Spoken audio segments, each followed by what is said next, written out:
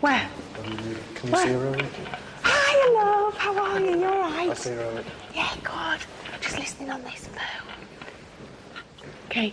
Wait till the car's in place. Yeah, Carl, tell us when you're in place.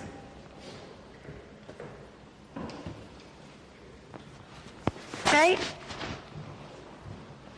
he is. Okay, Carl. I'm now set. I'm not going to move. Okay, go. Tell me your name. Tell me your name. If there's anybody here, please tell me your name. Make a noise. Please. I can't hear it. Come on. Pick up this phone. Move something near the phone.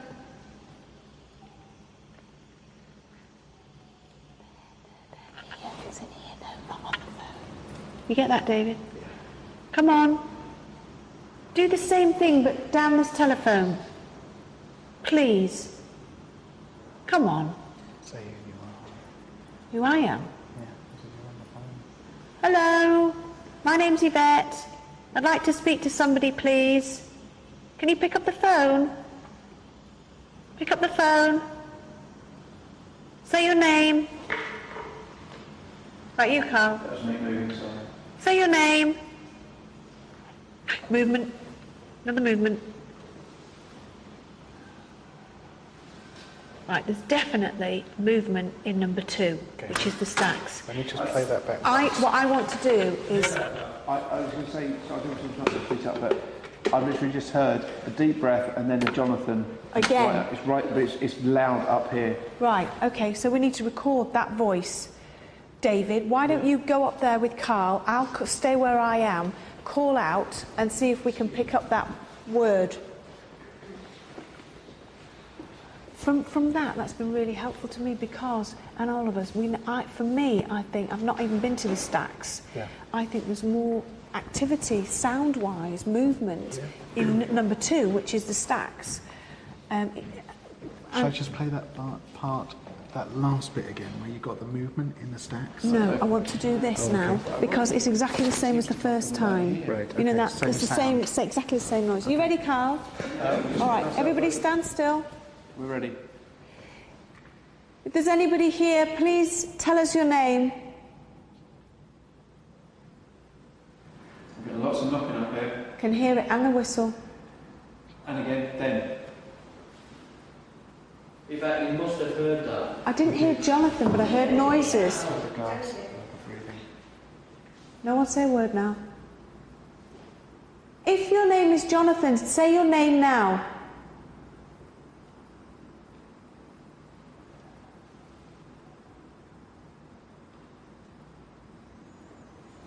Say your name.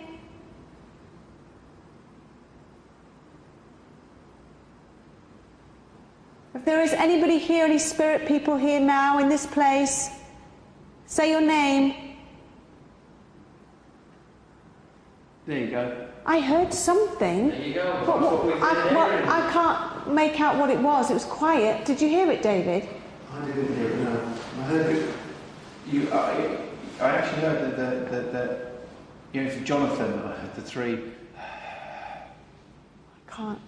What do you think it's about where Mike is? That's where it seems to come from me. It's about where sort of in the central point here, but on this level. Why don't we stand there and or something? I don't know. Well, do you know, I I think... can hear it coming from this area. You think it's downstairs to it? Well, I don't know if it's upstairs, but it's coming It's so from that difficult. side.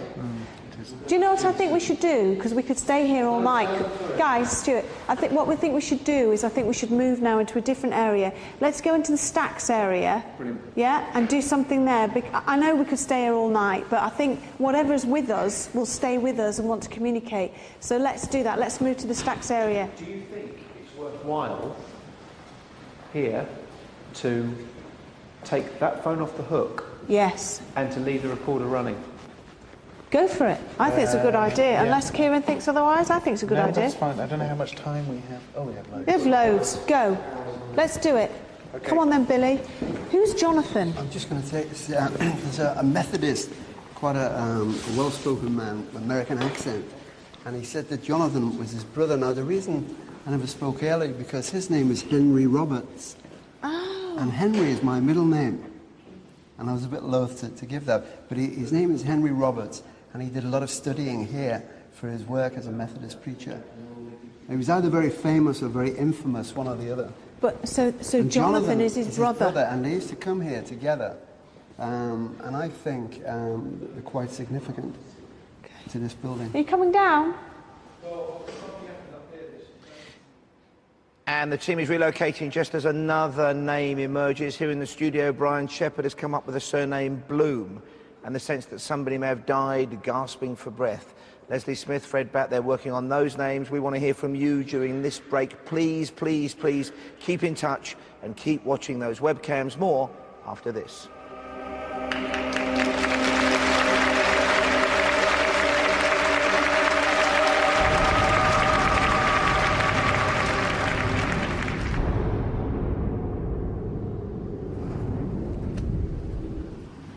Welcome back to Most Haunted Live. We based ourselves in the northwest of England, here in Liverpool, at the magnificent St George's Hall, as the search for evil continues. Tonight, voices from the grave, because the team are looking for different manifestations of paranormal energy, different spirit forms, different evidence. And so far, we have come up with name after name after name.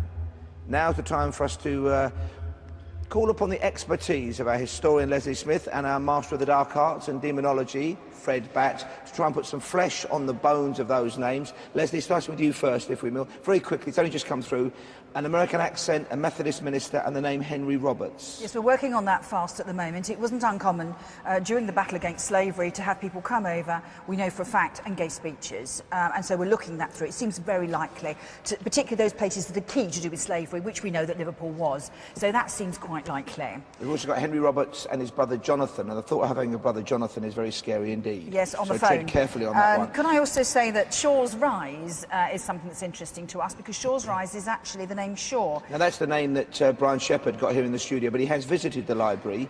He did that psychic art for us, and he got the sense of somebody called Shaw, and originally in that part of Liverpool was called Shaw's Rise. It was called Shaw's Rise, and in fact a man called Samuel Shaw was a potter there, as well known.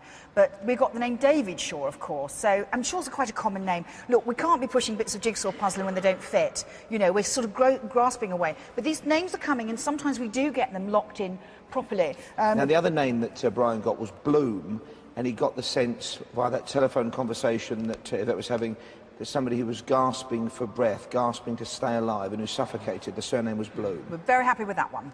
Yeah. A man died in the infirmary in the 1700s who was working on the lime kilns. Let's not forget that this land is the same land where they are. It stretches into there. And of course, if you die, suffocation, and that's what Brian was picking up, fascinating, this choking sound, Bloom, trying to say who he was to a vet. This is what Brian said that he'd got. So that, we like that, we think that's fabulous. Leslie, thank you for the moment. Now turn to Fred Batt. Fred, first of all, a while ago, Billy Roberts had the name Sarah, then Sarah Pooley or Pooley. Well, Sarah Pooley was married to Sir James Picton, and he was the chairman of the Libraries Committee, and the Picton reading room where they were was named after him.